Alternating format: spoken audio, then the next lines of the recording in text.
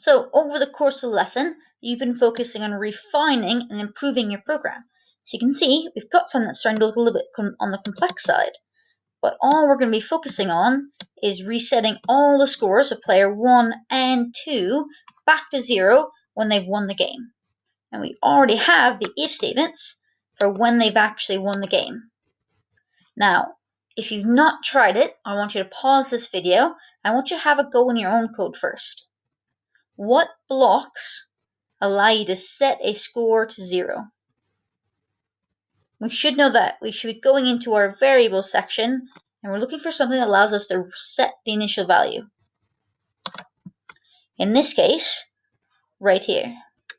Now we know that we're checking if the player score is bigger than 4 and if player 2 score is bigger than 4.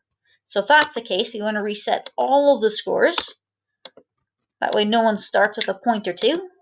So we want to do that for player 1 and for player number 2. Now, there used to be a smiley face here, and I've deleted that just so it makes this video a little bit faster when I test it. So if they've won, I'm setting all their scores back to 0. So I'm going to reset the program, and I'm going to test it.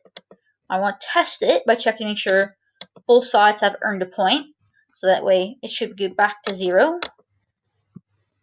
So now it should go to player 1 wins in a second. Okay, so I should get player 1 wins. And then won't be able to see if the scores are back to 0 until we start moving them. So this should increase to 1. That's great, which means it's at 0. And this should be at 1. There we go. We've just tested our program. We know it actually works.